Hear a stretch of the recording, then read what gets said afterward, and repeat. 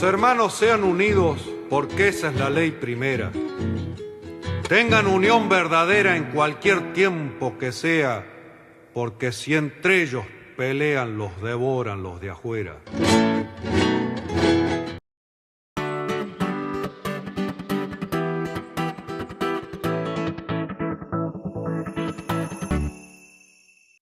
Una de cal y otra de arena, por Carlos Caramelo, voz Alejandra Benaglia.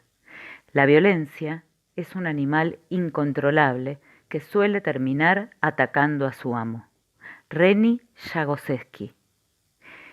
Casi todo el mundo sabe que cuando se dice una de cal, una de arena, se está haciendo referencia a algo bueno y algo malo, a una cosa positiva y otra negativa. Lo que pocos pueden dilucidar es cuál de los dos materiales es el adecuado y cuál perjudicial. La frase, de origen castizo, nace en la industria de la construcción en los tiempos en los que aún no existía el cemento.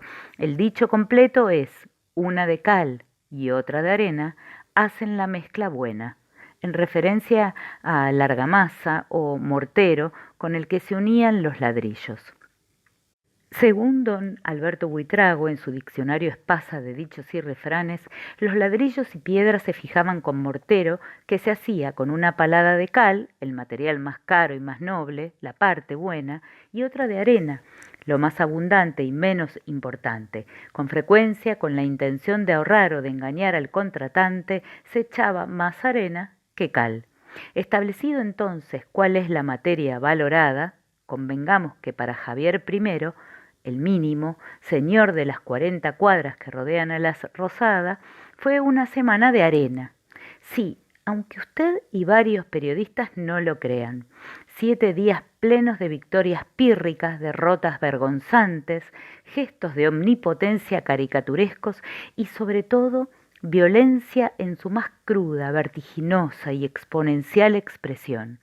Crueldad con los más débiles de la representación social, los más viejos, y ahora, como novedad, las criaturas. Porque aunque algunos hayan querido ver atisbos de victoria en haber podido sostener el veto a la reforma jubilatoria que había sido aprobada por 2/3 de cada cámara, la represión en los alrededores del Palacio Legislativo y la publicación casi al unísono de una inflación mensual del 4,2% le quitó el apoyo al veto, que fue más comercial que político. Todo brillo y lucimiento.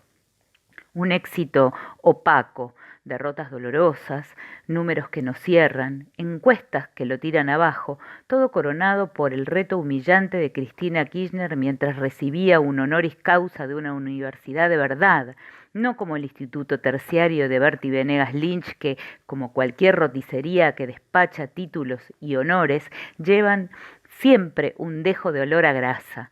Obligan a pensar en cuál será el ánimo del presidente cuando esta noche, en horario central, presente su presupuesto 2025 en un Congreso vacío porque, como ya lo han advertido varios legisladores, incluido el presidente del bloque de senadores de Unión por la Patria, no lo van a acompañar porque es un maleducado. Devaluación política. Lindo sería subirse al DeLorean y viajar en el tiempo hasta aquella tarde cuando Alberto Flammarique, a la sazón ministro de Trabajo de la Alianza, aseguró que para los senadores tenía un abanelco. Al menos así lo contó Hugo Moyano, quien me ofrece menos dudas que Flammarique, aunque luego la justicia lo absolviese por falta de pruebas. La justicia. O poder acompañar a Mario Pontacuarto, célebre maletero, en el trayecto hasta la casa del senador Emilio Cantarero, a donde llevó la ya célebre valija con $5 millones. O por lo menos conseguir filtrarse en una reunión de los legisladores con el presidente de la Rúa cuando, al hablar de las efectividades conducentes, éste les dijo: eso arréglenlo con Santibáñez, jefe de la CIDE, por esos días agitados. No se puede, pero en brazos de la memoria se descubre que la política está del todo devaluada, y no solo desde lo intelectual, y si no, Preguntale al pollito kawaii de la diputada Arrieta. ¿Qué digo devaluada? En mesa de saldos y retazos está. De los 5 palos verdes de la Rúa a los míseros $10.000 que va a cobrar el Galimberti Berreta, porque existió el Galimba más serio, pero a ese le tenías que poner guita de verdad, por entregar su banca a una diputada del PRO que votó para consolidar el veto a Milei. Bueno, hay mucha billulla, muchos mangos, muchísima tarasca de diferencia. La pobreza de los ricos. Si algo no aumenta en medio de tanta inflación, son los radicales. Sobre todo los más verticalmente gorilizados. Y como la costurerita que dio el mal paso, según el inmenso Evaristo Carriego, lo peor de todo, sin necesidad. Son todos ricos, algunos millonarios mal, como Pablo Servi, 2 casas, varios departamentos, 7 chacras, 3 vehículos, acciones en 5 empresas futri-hortícolas y una offshore en Bahamas. ¡Santa mía! Un tipo que se justifica diciendo no soy libertario, soy un radical que quiere que le vaya bien al país y les niega 15.000 pesos a jubilados que se cagan de hambre porque si no morirían por no comprar remedios. Mariano Campero, ex intendente de Yerbabuena, Tucumán, denunciado por un desfalco de 150 millones de pesos para financiar la campaña, gritando como un desaforado u otra cosa en la sesión y festejando vaya a saber qué vindicta. Martín Arjol, que desafió a la conducción partidaria a que si lo van a echar del radicalismo, lo echen rápido. Debe tener arreglado representar a la Libertad Avanza en Misiones. Luis Picat, cordobés y sojero, que alguna vez encabezó la lucha regional contra la 125 y luego ganó la intendencia en Jesús María. Y José Tournier, correntino, que entró por la ventana a la Cámara Baja por la renuncia de Oscar Vallejos, que fue designado ministro de Seguridad de su provincia en medio del enchastre del caso Loan. El Quinteto de la Muerte, ironizaban sus propios correligionarios jugando con el título del clásico cinematográfico de mediados de la década del 50 por el futuro complicadísimo que les prometía su transfugismo a toda prueba los pobres jubilados. Canallas que hace 2 meses atrás no solo habían votado a favor de la ley que recomponía el haber jubilatorio, sino que algunos hasta habían firmado el proyecto. Estos son mis valores, decía Groucho Marx. Trasvasamiento represional. Ex montonera, aunque lo niegue, Patricia Bullrich, Carolina Serrano, su nombre de guerra, no teme envejecer. De hecho, bien mirada, ya entró en la tercera edad y, sin embargo, su deporte predilecto es joder viejos. Esta dirigente, ecléctica en lo que a espacios y partidos políticos refiere, allí donde estuvo dedicó parte de su tiempo a hacerles daño a los jubilados, ya sea recortándoles sus ingresos, 13% en los días de la Alianza, o reprimiéndolos de la forma más brutal. Diciembre del 2017, ministra de Seguridad del PRO. Pero ahora, siguiendo los mandatos del general Perón, que sostenía la necesidad de un trasvasamiento generacional porque las etapas de la revolución peronista no podían ser cubiertas por los mismos dirigentes, Pato ha decidido reprimir criaturas, que seguramente mañana serán trabajadores y si tienen suerte y el mileísmo no logra destruir el trabajo, llegarán a ser jubilados. Para entonces, ella no piensa estar en este mundo, así que el miércoles comenzó a reprimirlos con anticipación. Una pequeña de alrededor de 10 años fue víctima de un sanguinario policía que, a pesar de ver que era una niña y que estaba con su madre, apuntó su pulverizador y roció a la nena y a su mamá con ese nuevo gas venenoso que utilizan las fuerzas de seguridad y que es más ponzoñoso que una yarará cuzú en estado de celo. Opereta Berreta. Como es costumbre, la ministra de Inseguridad y Coso, que fue denunciada penalmente por estos hechos, junto a su claqué de buenos para nada, incluido el vocero de Adorno, y todos tomados de la mano, corrieron prestos en auxilio de los gaseadores, montando una operación mediática tan burda y bobalicona que ofendieron hasta al mismísimo Eduardo Feynman, que pidió a los gritos purgas, despidos, expulsiones y, de ser posible, otros correctivos para el policía, el jefe de la Federal, que distribuyó el video trucho, la Secretaría de Seguridad, señora Rubia, que puso la cara y nada más porque no sabía de qué se trataba, y la ex Montonera incluida. Por suerte no hizo referencia a Mario Montoto ni al proveedor del gas tóxico. Pero mientras la opinión pública debatía si la nena debía estar en una movilización, si la responsabilidad era de la madre, si había que quitarle la patria potestad a quienes llevaban a sus hijos a las marchas, al costado de la foto, como en el cuento Las babas del diablo de Julio Cortázar, una figura, fuera de foco pero real, se restregaba los ojos y vomitaba por efectos de los gases. Un niño de 9 años, que por lo poco que supimos de él había sido traído por su madre a Buenos Aires para una consulta médica y volvía del consultorio para el hotel donde se alojaban, era también víctima inocente de la ferocidad y la brutalidad policial. Claro, él no fue noticia porque nadie podía ni culpar a la madre ni sacarle declaraciones sobre por qué apoyaba a los jubilados. Era apenas un niño con una enfermedad que había tenido que viajar a la gran ciudad para una consulta. Un pibe del montón, pobrecito, con sus ojos enrojecidos y sus arcadas apoyado contra un árbol, sin comprender demasiado. Asistido por una mamá que seguramente pensaba en qué mal momento le había tocado para venir a Buenos Aires. Era la imagen del deterioro de una sociedad que ha elegido transitar los caminos de la violencia, tanto explícita como implícita, y que para eso se sirve de los más débiles, de los enfermos, de los hambrientos, de los anónimos, mientras los que deberían estar fuera del palacio, cuidándolos con sus cuerpos como si fuera preciso, porque han sido elegidos para representar al pueblo, celebran como si se tratara de un campeonato de solteros contra casados. Suerte esquiva. Otra vez las cámaras legislativas le hicieron sentir a Milei el rigor de la democracia representativa.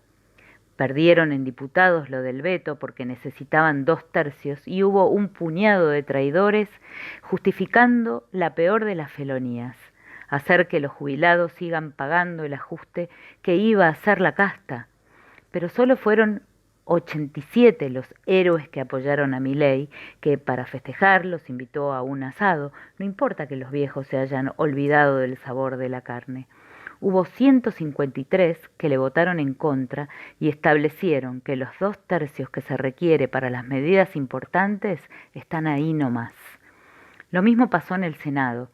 Le entregaron la ley de boleta única como premio consuelo a Victoria Villarroel, una medida que deseaban muchos legisladores, pero rechazaron 49 votos a 11 el DNU 656/24, que le asignaba 100.000 millones de pesos a la CIDE y establecía el carácter reservado de la utilización de esos fondos. Y además aprobaron por 57 votos a 10 la ley de financiamiento universitario que, por supuesto, el presidente ya anunció que la va a vetar, gesto que le va a costar por lo menos una nueva movilización de la comunidad universitaria.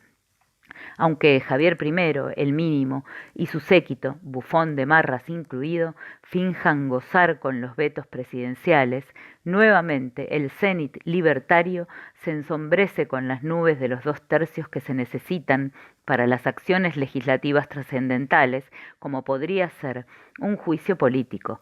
Ni Dios lo permita. No está bien. No está bien. A pesar de que es economista, está por verse. Hay denuncias sobre que no terminó la carrera. Si eso se instala, no le va a servir mostrar el honoris causa. Los números no lo acompañan. Al trágico 4,2% de inflación se le suman otros datos numéricos como un 4,6% de caída en el consumo de agosto y un 4,1% de aumento en la canasta de crianza. El 4 se ha vuelto un karma, pero también la comprobación de que no importa si los argentinos nos morimos todos por no poder consumir, la inflación no va a bajar. También hay un 23% más de locales vacíos en la comparación interanual y no hay ningún dato que prometa mejoras para los próximos meses, aunque hayan salido a instalar faltando casi un mes que en septiembre la inflación va a rondar los 3 puntos. Los otros números, los de las encuestas, tampoco les son benéficos. La consultora Reyes y Filadoro, una de las preferidas del presidente, estableció que la imagen de Milei en el conurbano es de 38 puntos positiva contra 58 puntos negativa. Números que coinciden, punto más, punto menos, con las expectativas sobre el gobierno nacional y sus políticas. En la misma medición están primero Cristina Kirchner con un 49% de imagen positiva e idéntico porcentaje en negativa, y Axel Kicillof segundo con 46% de positiva y 50% de negativa. Karina Milei, el as en la manga que tiene Javier primero el mínimo, mide solo 23% de positiva y 53% de negativa. Eso sí, con un alto 24% de desconocimiento. Subán Córdoba, por su parte, nos va a iluminar hoy con su ya cuasi mítico Domingo de Datos, un informe que podría definir como riquísimo en todo el amplio sentido de la palabra. Sin embargo, Paola y Gustavo han dejado trascender algunos datos. Por ejemplo, el reporte incluye un cuadro que muestra que casi el 70% de los encuestados cree que las medidas de Milei solo benefician a los más ricos. Otro datazo indica que el 59,7% de los votantes libertarios piensa en dejar de apoyar al presidente si la inflación aumenta y finalmente, y acaso el más interesante, hay un 58,3% de personas dispuestas a protestar contra Javier Milei por la situación económica. No hay caso, no está bien. Este muchacho no está bien. Repartiendo palos, aunque prisionero de sus amores y desamores, zancadillas, agachadas, operaciones, trastadas y todo ese cotillón que suele condimentar las internas peronistas aderezadas de kirchnerismo, hay un momento en donde todo pareciera que se suspende en el aire, una suerte de instante al helado que se produce cuando Cristina avisa que va a aparecer en algún lado, para bien o para mal. El viernes fue en Merlo, en la Universidad Nacional del Oeste, en donde brindó una clase magistral intitulada «Sigue siendo la economía bimonetaria, estúpido», y recibió un doctorado honoris causa. La disertación de Cristina vamos a dejarla para otro momento, o para otro análisis como el genio de Ezequiel Orlando que dirige esta página. Es uno de esos economistas que te explican las cosas como para que las entiendas, parafraseando a Scalabrini Ortiz. No te quiere cagar. ¿Interesantes? Sí. Algunos de esos mensajes que suele dejar la expresidenta y que siempre utiliza como gancho para sacudirse el rigor académico. Por ejemplo, cuando lo retó a Milei por el gesto fálico que hizo la semana pasada, y también cuando le pidió que deje de engañar a los pibes. Dijo, ha creado la imagen de un paraíso perdido que no resiste la más mínima historia comparada. En el intercambio de golpes que parece haber aceptado, chució al primer mandatario. ¿No era que la inflación era un fenómeno exclusivamente monetario? Lárguelo, afirman. Case el manual argentino y siéntese a administrar el país, aunque le reconoció haber corrido al chileno Rodrigo Valdés de la negociación con el FMI. Como si la estuviese escuchando, Cristalina Georgieva salió a bancar al jefe del Departamento Occidental. Tengo total confianza en Valdés y en su juicio en todos los aspectos, resaltó la titular del Fondo Monetario. Antes, un viejo caminador de la casa, el argentino Claudio Loser, aseguró que la concesión hecha al gobierno argentino es mucho menos importante de lo que Milei cree y aseguró que no van a llegar los dólares que espera Caputo y compañía. Claro, no le hablaban a Cristina, sino al gobierno de la Libertad Avanza. A la hora del reparto, también la CGT tuvo para que consuma y guarde. Dejemos los movimientos tácticos y sentémonos en la mesa a cranear cómo volver a representar al conjunto de los trabajadores. Y agregó, en tono de advertencia, lo importante es estar en marcha. Marcha. Qué palabrita para una central que está cada vez más especializada en comunicados. Reloj de arena. El tiempo pasa y los logros no llegan. El toto de la Champions se ha convertido en algo así como un mendigo estéril que golpea todas las puertas y nadie le abre. José Rolandi, el vicejefe de gabinete, le pide por favor a los empresarios que inviertan porque si no, esto se cae. Y les advierte que consiguieron las reformas de casualidad. Fue 36-36 y Victoria desempató. Todos los días aparece una noticia sobre qué países, casi desconocidos para nosotros, van a prestarnos miles de dólares mientras paralelamente anuncian una inversión aún incierta de 30 palos verdes como si representaran alguna oportunidad. Y con eso no pintamos la pieza. Las reservas están cada vez más bajas y el central se sigue patinando los pocos dólares que quedan para que los fugados de siempre hagan su negocio. Mientras tanto, en Ciudad Gótica, Karina Milei se ocupa de pedirles disculpas a Susana Jiménez porque no va a poder lanzar hoy su regreso a la TV dado que en ese horario central su hermano va a instalar, acompañado por Yuyito González, una cadena nacional a través de la cual va a revelar el presupuesto, la ley de leyes, que no entienden ni los que lo escriben. Imagínate. Cadena nacional para explicar lo inexplicable, cuando hace pocos años mucha gente le pedía a Cristina que la cortara con las cadenas nacionales porque no podían ver el teleteatro. Todo mal, todo para atrás, como el Tujes todo, mientras los fabricantes de mentiras organizan para esta noche de congreso vacío una nueva operación de prensa que los justifique. Y la arena sigue corriendo en el reloj.